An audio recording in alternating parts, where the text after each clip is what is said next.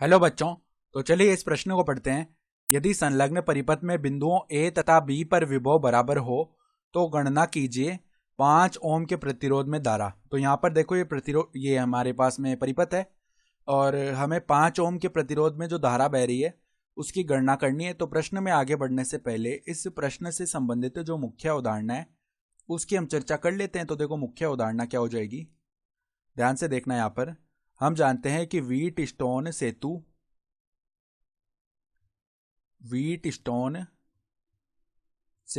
के संतुलित संतुलित होने की स्थिति में संतुलित होने की स्थिति में तो मान लो इस प्रकार का हमारे पास में एक व्हीट स्टोन सेतु है, ठीक है। यहाँ पर 4 प्रतिरोध तो ऐसे लगे हुए, मान लो ये R1 है, ये R2 है, ये R3 है और ये R4 है। और बीच में मान लो इस प्रकार का एक प्रतिरोध है जिसको हम R5 बोल रहे हैं। ये A बिंदु है, ये B बिंदु है और यहाँ पर एक सेल लगा हुआ है जिसका जो वोल्ट है यानी कि जो हमारे पास विद्युत वाहक बल है वो एक बार के लिए हमने V मान लिया है।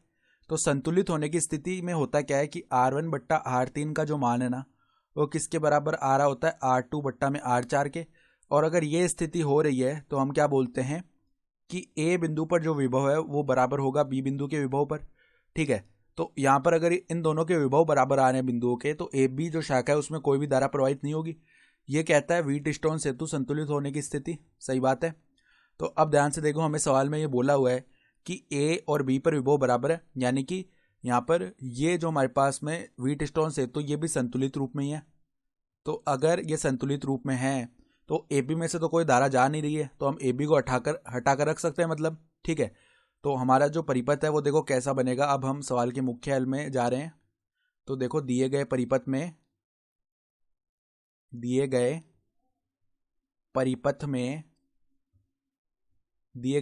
हम देख पा रहे हैं कि ए बिंदु पर विभव बी बिंदु पर विभव के बराबर है। तो व्हीट स्टोन सेतु संतुलित होगा। तो यहां पर इस परिपथ को ऐसे बनाया जा सकता है, देखो सी और डी, मतलब पहले देखो यहाँ पर ए बिंदु है, फिर इस प्रकार से ये प्रतिरोध है, ये कितना दिया हुआ है, 5 ओम दिया हुआ है। तो 5 ओम, यहाँ पर ये बिंदु सी मान लिया हमने, ठीक है। फिर देखो यहाँ पर एक सेल लगा हुआ है, मान लेते हैं 5 वोल्ट है। और फिर देखो इसके साथ में यहाँ पर इस प्रकार से ये मतलब जुड़ा हुआ है हमारे पास। और कैसे जुड़ा हुआ है, 15 ओम के प्रतिरोध के साथ। फिर ए बी को तो हम हटा सकते हैं क्योंकि ये व्हीट स्टोन सेतु की संतुलित स्थिति है। तो अगर संतुलित स्थिति होगी ना तो यहाँ पर हम क्या कर सकते हैं, देखो इनके अनुपातों को बराबर रख सकते हैं, यानी 5/4 इन दोनों प्रतिरोधों का अनुपात बराबर होगा, यानी 10/x के। तो x का मान यहाँ से क्या आ जाएगा, 4 × 10/5, यानी कि ये बन जाएगा हमारे पास में 8 ओम। तो x का मान 8 ओम आ चुका है। तो अब देखो यहाँ पर अगर x का मान 8 ओम आ गया है तो देखो ए बी को तो हमने हटा के रख दिया है, ठीक है। तो ये ए थोड़ा बीच में आएगा तो इसको क्या करते हैं, पुनः बनाते हैं हम। देखो किस प्रकार से बना रहे हैं। ए तो मान लो यहाँ पे है, सही है। उसके बाद सी बिंदु मान लो यहाँ पे है और डी बिंदु मान लो यहाँ पे है, ठीक है। फिर ए और सी के बीच में 5 ओम का प्रतिरोध है। ए और सी के बीच 5 ओम का प्रतिरोध बना दिया। फिर यहाँ पे देखो 5 वोल्ट की एक बैटरी है। फिर इसके साथ में इस प्रकार से यहाँ पर 15 ओम का एक प्रतिरोध जुड़ा हुआ है, ये 5 वोल्ट की बैटरी है, सही बात है। फिर देखो ए बी को तो हम हटा के रख देंगे, यानी कि हमारे पास देखो किस प्रकार से बने। अब बी बिंदु है कोई, बी बिंदु और उससे जुड़ा हुआ है 4 ओम, ठीक है। फिर यहाँ पर बी और डी के बीच में एक्स ओम है, तो एक्स का मान हम निकाल चुके हैं, 8 ओम आ गया।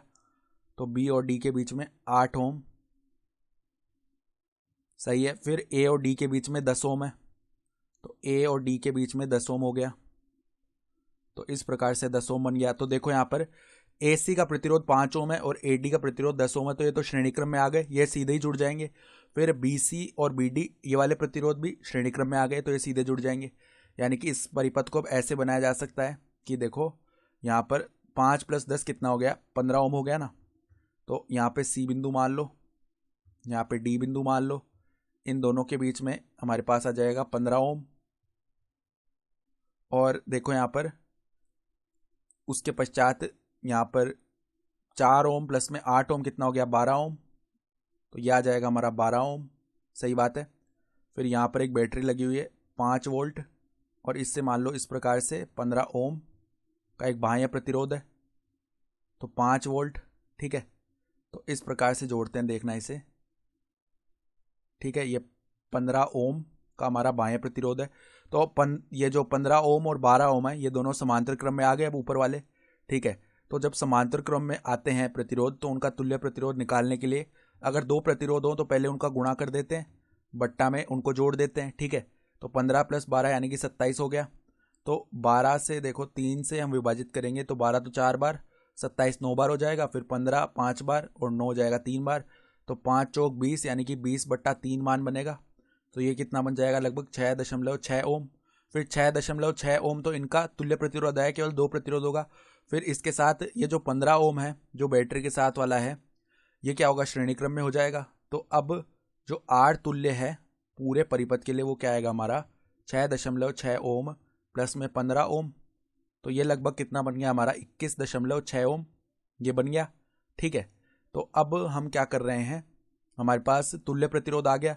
तो अब धारा का मान निकाल लेते हैं। पूरे परिपथ में धारा का मान क्या आएगा, देखो ओम के नियम से V/I यानी कि 5 बट्टा में जो तुल्य प्रतिरोध है 21.6 है ना, तो यह आएगा धारा का मान। देखो यहाँ से इसका जो मान है वो लगभग 0.23 एम्पियर आएगा, ठीक है। तो अब हमें धारा निकालनी है 5 ओम के प्रतिरोध में। तो मान लो यहाँ से इस बैटरी से धारा I निकली होगी, जिसका मान हमने निकाल लिया 0.23 एम्पियर। तो ये I धारा 2 भागों में बढ़ जाएगी। यहाँ पर एक तो CBD शाखा में जाएगी और एक CAD शाखा में। तो हमें CAD शाखा में धारा निकालनी है ना, तो उसके लिए हम क्या करते हैं, देखो मान लो 5 ओम के प्रतिरोध में धारा I5 जा रही होगी, तो उसका मान अगर हमें निकालना है तो वो कैसे निकालते हैं, देखो पहले जो इसके समांतर क्रम में शाखा है यानी कि CBD शाखा है, इसमें जो कुल प्रतिरोध है वो लिखते हैं। तो 4 + में 8 यानी कि 12 ओम हो जाएगा यहाँ पे कुल प्रतिरोध, बट्टा में जो जिस शाखा में हम धारा निकाल रहे हैं उसका जो कुल प्रतिरोध है यानी 5 + में 10 कितना हो गया हमारे पास देखो यहाँ पर ये लिखते हैं, एक तो 15 और प्लस में क्या आता है, जो हमारे पास समांतर क्रम में शाखा है उसका प्रतिरोध भी लिखा जाता है। तो प्लस में 12 यानी कि कुल प्रतिरोध लिख देते हैं, ठीक है। और गुणा में जो हमारी कुल धारा है वो लिखी जाती है, कितनी है, देखो कुल धारा 0.23, ठीक है। तो ये कितना बन गया, 12/27 गुणा में 0.23। अब 3 से विभाजित करेंगे, 12 तो हो जाएगा 4 बार, 27 हो जाएगा 9 बार, ठीक है। तो अब देखो यहाँ पर इसका मान जो है लगभग कितना आएगा, 0.102 एम्पियर। ये बन जाएगा हमारी धारा का मान, और यही उत्तर हो गया है। तो आशा करता हूँ कि आपको ये प्रश्न समझ में आया होगा। धन्यवाद।